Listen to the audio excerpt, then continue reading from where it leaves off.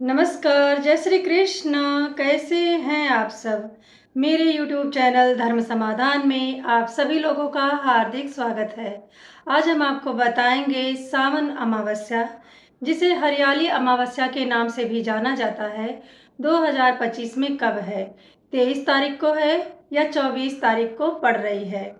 हरियाली अमावस्या के दिन हमें कौन कौन से कार्य करने चाहिए, कौन कौन से कार्य नहीं करने चाहिए? पितरों की तृप्ति के लिए, काल सर्प दोष से मुक्ति के लिए क्या उपाय आप इस दिन कर सकते हैं? घर में सुख समृद्धि खुशहाली बनाए रखने के लिए सौभाग्यवती महिलाओं को कौन से 3 कार्य नहीं करने चाहिए? तो इन सभी महत्वपूर्ण प्रश्नों के उत्तर आज आप इस वीडियो के माध्यम से जरूर जान लें। सावन भगवान भोलेनाथ का अत्यंत परम प्रिय माह है।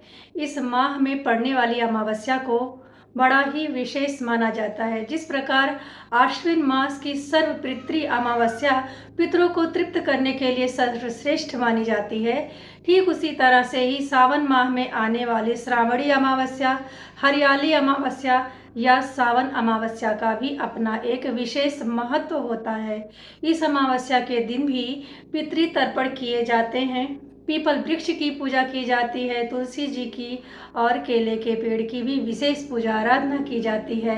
सावन में चारों तरफ हरियाली ही हरियाली होती है। प्रकृति को भी हम परमेश्वर मानते हैं, इसीलिए हरियाली अमावस्या के दिन देव वृक्षों को लगाने की भी बड़ी पुरानी परंपरा है।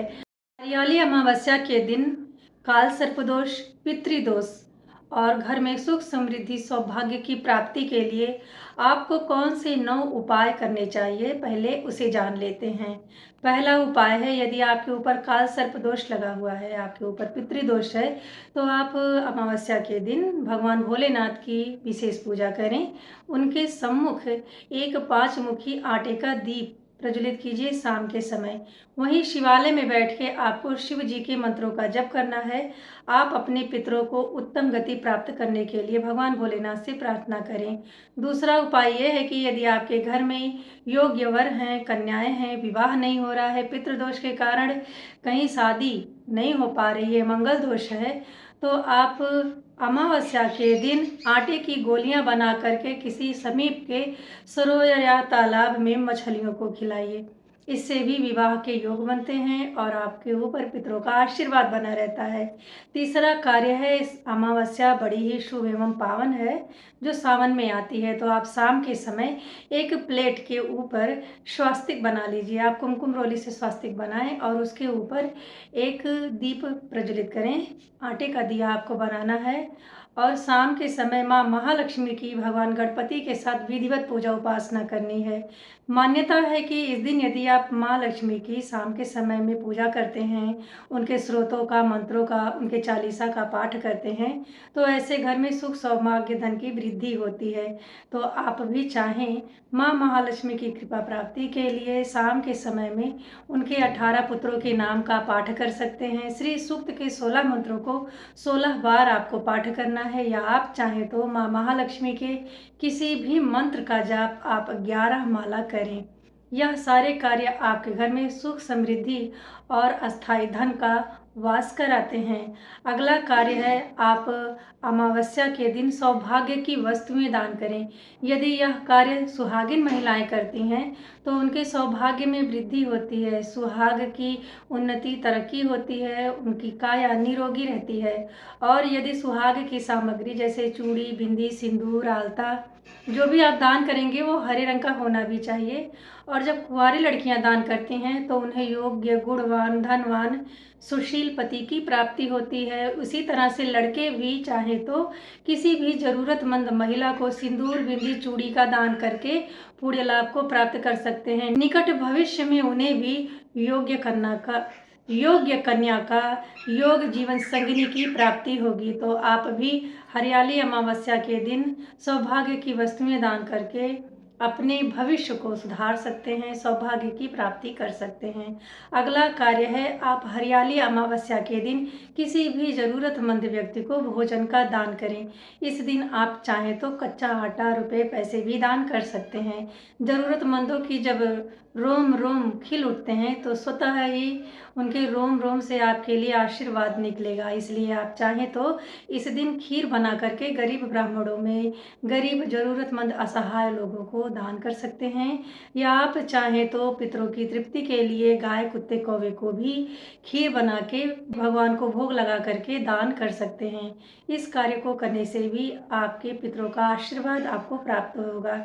इस दिन सबसे पहले सभी लोगों को सूर्योदय से पूर्व जगना चाहिए। स्नान ध्यान करने के बाद में पीपल वृक्ष की पूजा उपासना करनी चाहिए। सूर्य देव हमारे प्रत्यक्ष देव होते हैं, तो काला तिल डाल करके आपको सबसे पहले सूर्य नारायण को एक लोटे में काला तिल डाल के अर्घ्य प्रदान करें। भगवान भास्कर के 11 नामों को आप लेते हुए 3 बार में अर्घ्य प्रदान करें। वह हमारे प्रत्यक्ष देव हैं, उन्होंने हमारे पितरों को भी देखा और हमें भी देख रहे हैं, इसलिए सर्वप्रथम हमें सूर्य उपासना ही करनी चाहिए। सूर्य उपासना करने के बाद में आप 12 बजे से पहले ही पितरों के लिए पैतृक कर्म कर सकते हैं। अब पैतृक कर्म में आप पितृ तर्पण कर सकते हैं, पितृ सूक्त का पाठ कर सकते हैं, पितृ गायत्री मंत्र पढ़ सकते हैं, पितृ चालीसा का पाठ कर सकते हैं, और 12 बजे से पहले ही आपको पीपल वृक्ष की पूजा उपासना भी कर लेनी चाहिए। शाम के समय में आप जब जाएं, आटे का ही दिया बना के आपको घी प्रयोग करके दीप प्रज्वलित करने हैं। कच्चा सूत आपको 7 बार पीपल के वृक्ष में परिक्रमा करते हुए लपेटना चाहिए। जब आप कच्चा सूत पीपल के वृक्ष में लपेटें ना, तो आप मंत्र जाप करें, ओम नमो भगवते वासुदेवाय नमः, ओम नमो भगवते वासुदेवाय नमः। इस मंत्र को जाप कीजिएगा, और जब आप पूरा सूत लपेट होइएगा तो भगवान विष्णु से प्रार्थना कीजिएगा कि वह आपके पूर्वजों को उत्तम लोक को प्राप्त करावें। यह कार्य भी बड़ा ही श्रेष्ठ होता है। अगर आप शारीरिक रूप से कमजोर हैं, कोई रोग है, कोई व्याधि है, बहुत लंबे दिन से है, दूर नहीं हो रही है, तो आप निकट के शिवालय में जाएं और वहां 5 आटे का दिया प्रज्वलित करें, और सभी दीपक में आपको थोड़ा थोड़ा काला तिल डाल देना है। कहते हैं जितना ही काला तिल चटक चटक के जलता है, उतना ही रोग बलाएं बाधाएं दूर होती हैं, व्यक्ति की काया निरोगी होती है। वैसे भी भगवान भोलेनाथ को काला तिल अत्यंत प्रिय है, तो आप दीपक में डाल के काला तिल अमावस्या को शाम के समय शिवालय में जरूर प्रज्वलित कीजिएगा। जो भी रोग है, व्याधि है, जो भी कष्ट है, पीड़ा है, वह भी आपको भगवान भोलेनाथ से हाथ जोड़ के प्रार्थना करनी है। अमावस्या की तिथि बड़ी ही परम पावन होती है। इस दिन आप जब भी भोजन बनाएं तो शुद्ध सात्विक ही बनाएं। इस दिन आचार व्यवहार उत्तम होना चाहिए। घर में प्याज, लहसुन, मांस, मदिरा युक्त भोजन नहीं बनाना चाहिए। यदि सौभाग्यवती महिला पीरियड से है तो उन्हें पितरों के लिए भोजन नहीं बनाना चाहिए, दूरी बना के रखें। आप खाना वगैरह नहीं बनाइएगा। जो भी पितरों को दान देना है, भोजन, अन्न, वस्त्र, उनको भी आप स्पर्श न कीजिएगा। और यदि आप सौभाग्यवती महिला हैं तो इस दिन आपको बाल धो के स्नान भी नहीं करना चाहिए। अगर आप अखंड सौभाग्य की प्राप्ति चाहती हैं तो इस दिन माँ पार्वती की भगवान भोलेनाथ के साथ विधिवत पूजा उपासना करें, और माता पार्वती को सिंदूर अधिक से अधिक मात्रा में समर्पित करें। आप सिंदूर उनका प्रसाद स्वरूप अपने यहाँ बिंदी पे लगा लीजिएगा, अपने आंचल में लगा लीजिएगा, क्योंकि इस दिन पीला सिंदूर कहीं कहीं नहीं लगाया जाता है। अगर आपके यहाँ अमावस्या के दिन पीला सिंदूर लगाया जाता है तो आप जरूर लगा लीजिए। वैसे हमारे यहाँ सिर्फ सोमवती अमावस्या के दिन ही महिलाएं पीला सिंदूर लगाती हैं, तो आपके यहाँ जैसा होगा उस नियम को भी आप जरूर ध्यान रखिएगा। अगर आपके ऊपर भयंकर काल सर्प दोष है, पितृ दोष है, तो आप हरियाली अमावस्या के दिन जब शिवालय में जाएं तो सादे पानी में काला तिल डाल के, बेलपत्र डाल के भगवान भोलेनाथ का आप अभिषेक कीजिए। आप जरूर ही बेलपत्र डालिएगा, क्योंकि त्रिदलम त्रिगुणाकारम भगवान भोलेनाथ को बेलना अत्यंत प्रिय है। वैसे भी शिव जी को जलस्य धारा प्रियम, शिव जी को जल की धारा अत्यंत प्रिय है, अत्यंत प्रिय है। अधिक से अधिक आप उनका जलाभिषेक करें। जो भी कामनाएं हैं उसे पूर्ण करने के लिए भगवान भोलेनाथ से प्रार्थना करें। सावन का महीना है तो वह अत्यंत ही अपने भक्तों से प्रसन्न रहते हैं। कोई भी कामना हो, कोई इच्छा हो, कोई भी रोग बला हो, पीड़ा हो, वह दूर हो जाती है। अगर आप अनेक प्रकार के सुख समृद्धि प्राप्त करना चाहते हैं, आप चाहते हैं आपके जीवन में कोई भी कमी ना हो, तो अगर आपने अभी तक रुद्राभिषेक नहीं करवाया है तो आप हरियाली अमावस्या के दिन भगवान भोलेनाथ का रुद्राभिषेक भी कर सकते हैं। रोग से ग्रसित हैं तो कुश के जल से आप भगवान का रुद्राभिषेक कराइए। यदि संतान, धन, ऐश्वर्य की कामना है तो दूध से आप रुद्राभिषेक कराएं। रुद्राभिषेक कई प्रकार के होते हैं, जिस भी इच्छा से आप कराना चाह रहे हैं उसी वस्तु से हरियाली अमावस्या के दिन यदि आप रुद्राभिषेक करवाते हैं तो आपको आपके पुण्य का 10 गुना अधिक पुण्य फल प्राप्त होता है। तो आप यह सारे कार्य करके हरियाली अमावस्या के परम पावन तिथि का लाभ प्राप्त कर सकते हैं। हरियाली अमावस्या को श्रावणी अमावस्या, सावन अमावस्या के नाम से जाना जाता है। यह बड़ी ही परम पावन होती है। इसका बड़ा ही शास्त्रों में विशेष महत्व बताया गया है। आप हरियाली अमावस्या के दिन सिंदूर और चमेली का तेल यदि आप हनुमान जी को चोला चढ़वाते हैं, वहीं बैठ करके हनुमान चालीसा का पाठ करते हैं तो भी आपके घर से बहुत बड़ा संकट दूर हो जाता है। कितनी भी बड़ी बाधाएं हों, चाहे जिस क्षेत्र से जुड़ी हुई, उसमें अद्भुत लाभ आप स्वयं महसूस कीजिएगा। इसलिए आप चाहें तो अमावस्या के दिन सिंदूर चमेली का चोला भी हनुमान जी को समर्पित कर सकते हैं। अब जान लें हरियाली अमावस्या को पितरों की प्रसन्नता के लिए आपको क्या क्या पाठ करने चाहिए। तो इस दिन आप भगवान भोलेनाथ की, श्री हरि विष्णु की, माँ महालक्ष्मी की पूजा उपासना करेंगे। इस दिन आप श्रीमद् भागवत गीता का पाठ कर सकते हैं, पितृ सूक्त का पाठ कर सकते हैं, पितृ चालीसा का पाठ कर सकते हैं, या आप पितृ गायत्री मंत्र का भी जाप कर सकते हैं।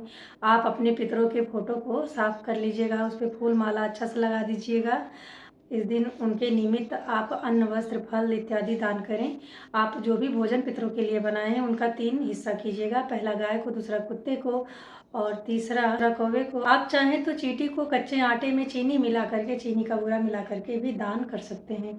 जितना ही अधिक आप इस दिन दान कीजिएगा, छोटे छोटे ही कार्य आप करें, बहुत बड़ा नहीं कर पा रहे हैं तो छोटे छोटे कार्य करके भी आप पूरे लाभ को प्राप्त कर सकते हैं। हरियाली अमावस्या है तो आप चाहें तो किसी मंदिर परिसर में या अपने घर में ही देव वृक्षों को लगाएं। आप बेल, बरगद, पीपल, तुलसी जी का पौधा, आंवला, यह सारे देव वृक्ष हैं। आप चाहें तो मंदिर परिसर में लगा सकते हैं या अपने घर में भी लगा सकते हैं।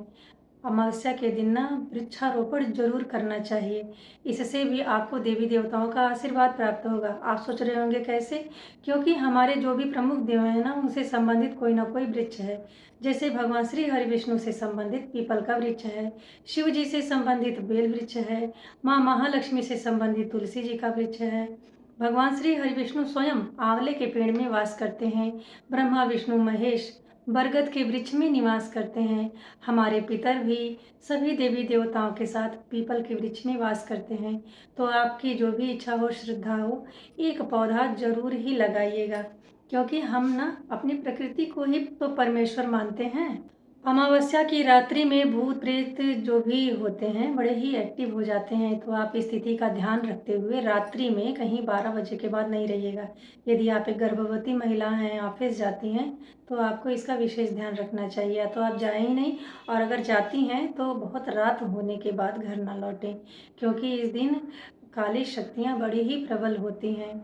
क्योंकि चंद्रदेव इस दिन दिखाई नहीं देते हैं, जिधर देखिए उधर अंधेरा ही अंधेरा रहता है। तो आप जरूर ध्यान रखें कि हमें अमावस्या की रात्रि में देर तक बाहर नहीं रहना है, चाहे वो महिला हो या पुरुष हो, बच्चे हों, कोई भी हो, उन्हें समय से अपने घर आ जाना चाहिए। अब आप जान लें सावन अमावस्या, हरियाली अमावस्या कब आरंभ हो रही है, कब समाप्त हो रही है। तो हरियाली अमावस्या 23 तारीख 2025 दिन बुधवार को रात में ही 10:28 पे शुरू हो रही है और यह 24 जुलाई 2025 रात में 12:40 पे समाप्त हो जाएगी। हम हमेशा कोई भी कार्य उदया तिथि के अनुसार करते हैं, तो आप पैतृक कार्य, दान, पुण्य, उपाय जो भी कीजिएगा, या गुरु पुष्य नक्षत्र का आपको लाभ प्राप्त करना है, तो सारे कार्य आपको ना 24 जुलाई 2025 संपन्न करना है, नहीं भूलिएगा, ठीक ना। हरियाली अमावस्या को भगवान भोलेनाथ की विशेष पूजा आराधना करके मालपुए का भोग लगाया जाता है। अगर आपके शादी विवाह में देर हो रही है, शादी आधे दिन तय होते होते रह जा रही है, तो यह बड़ा ही शुभ अवसर है, क्योंकि इस बार अमावस्या के दिन गुरुवार है, गुरु पुष्य नक्षत्र लग रहा है। गुरु पुष्य का शुभ लाभ पाने के लिए आप क्या करें, बुधवार के दिन शाम के समय 1 लोटा जल लें, और सूर्यास्त होने से पहले ही आपको केले की जड़ में जल दान करना है और केले के पेड़ से प्रार्थना करनी है कि मुझे बृहस्पतिवार के दिन आपके थोड़े से जड़ की आवश्यकता है। फिर आप बृहस्पतिवार के दिन जाइएगा और केले के पेड़ में से थोड़ा सा जड़ ले आइएगा। उसे गंगा जल से धो के पीले कपड़े में लपेट के यदि आप अपने दाहिने हाथ के बाजू में बांध लेते हैं तो ऐसा करने से आपके बृहस्पति मजबूत हो जाते हैं। और जब आपके बृहस्पति मजबूत हो जाएंगे तो आपके जीवन में सुख समृद्धि धन संपत्ति की कमी कोई नहीं रह सकती है और आपका विवाह भी जल्द ही किसी योग्य कन्या के साथ, योग्य वर के साथ होगा। तो ये बड़ा अद्भुत उपाय है। आप चाहें तो इस नक्षत्र का लाभ अपने विवाह के लिए भी प्राप्त कर सकते हैं। आप जरूर ही यह उपाय कीजिएगा, बड़ा ही चमत्कारी और प्रभावी है। केले की जड़ को आप अपने बाजू में कम से कम 7 बृहस्पतिवार तक बंधे रहने दीजिएगा। इस दौरान आपको मांस, मदिरा, प्याज, लहसुन का सेवन नहीं करना है। आचार विचार उत्तम रखने हैं। किसी से भी आपको लड़ाई झगड़े वाद विवाद नहीं करने हैं। आपको ईश्वर के प्रति पूर्ण आस्था रख के ही यह उपाय करना चाहिए। आज हमने आपको इस वीडियो में सावन अमावस्या, श्रावणी अमावस्या, जिसे हरियाली अमावस्या कहते हैं, उससे संबंधित जो भी महत्वपूर्ण जानकारियाँ थी देने का प्रयत्न किया है। यदि इस वीडियो में दी गई जानकारी से आप जरा सा लाभान्वित होते हैं तो कमेंट बॉक्स में हर हर महादेव, जय श्री हरि विष्णु जरूर लिखें। इस वीडियो से संबंधित आपका कोई प्रश्न है तो आप कमेंट करके पूछ सकते हैं। आपको हम जो भी जानकारी देते हैं शास्त्र सम्मत देते हैं। मेरे घर परिवार में मेरे ससुर और मेरे पति कथावाचक हैं। 10, 20, 50 गांव में भी कथा वगैरह जाके कहते हैं। तो आपको हम जो भी जानकारी देते हैं वह शुद्ध और सटीक रहती है। जो मान्यताएं हमारे क्षेत्र में हैं हम उसी के अनुसार आपको जागरूक करने का प्रयत्न करते हैं ताकि आप छोटे छोटे कार्यों को करके पितृदोष, काल सर्पदोष जैसे दोषों से मुक्त हो सकें। आपके घर में भी सुख समृद्धि का वास बना रहे। यदि वीडियो में जानकारी अच्छी लग रही है ना तो अब आप चैनल को भी सब्सक्राइब कर लीजिए ताकि आपको ऐसी ही महत्वपूर्ण जानकारियाँ लगातार मिलती रहें। मिलते हैं अगले वीडियो में ऐसी ही महत्वपूर्ण जानकारी के साथ। तब तक के लिए नमस्ते।